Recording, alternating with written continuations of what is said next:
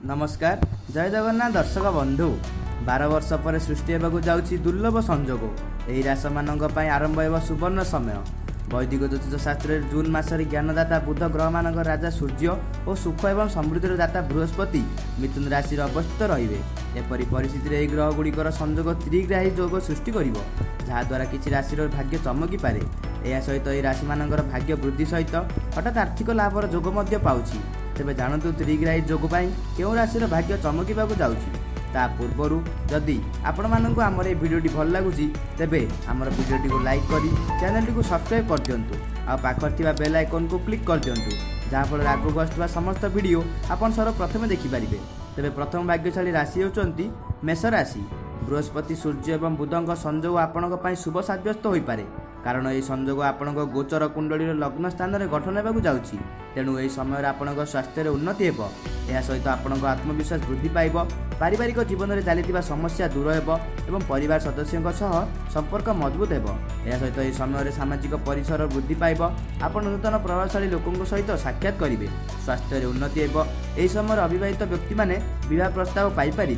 एवं जानिबा द्वितीय भाग्यशाली राशि विषय जी होचंती कन्या राशि। क्यारियर एवं व्यवसाय दृष्टि सूर्य बुध एवं बृहस्पति संजोग आपण शुभ साब्यस्त हो पारे कारण यह संजोग आपण राशि कर्मस्थान में सृष्टि होगा जाऊँगी। तेणु यह समय आप चाकरी नूतन सुजोग पाइपर। यह सहित आप कर्मक्षेत्र में आपण काम द्वारा अनेक लोकों हृदय जीतबे। यही समय विशेषकर व्यवसायी वर्ग बहुत अनुकूल रहा। चाकरी पदोन्नतिर सुजोग मिल आपण बाणी प्रभावशाली हो जहाँ सामाजिक और वृत्तिगत जीवन में लाभदायक हो। व्यवसाय नूतन प्रकल्प आरंभ कर समय आपण पिता सहित आपण संपर्क भल रही। जानिबा तृतीय भाग्यशाली राशि विषय जी होचंती वृष राशि।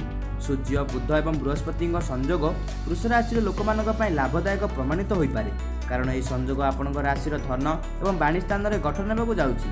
तेणु यही समय आप हठात आर्थिक लाभ पाइपर। यह सहित चाकरी पदोन्नति और व्यवसाय लाभर संभावना रही। छात्र मानक अध्ययन में सफलता मिल। यही समय आपण व्यक्ति सहित उन्नति हो।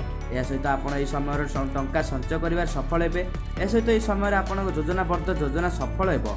एतिकी आज भिडियो आईपरी भिडियो देखा आमर भिडियोटी को लाइक करी चैनल टी को सब्सक्राइब कर दिंतु आ पाखर थिबा बेल आइकन को क्लिक कर दिंतु जहाँफल आगक आसुवा समस्त भिडियो आपण सर्वप्रथमे देखिपारे। आउ हाँ आपण केउं जिल्लार आमर भिडियो देखुचंती आमको कमेंट माध्यम जणाई दिंतु। धन्यवाद। जय जगन्नाथ।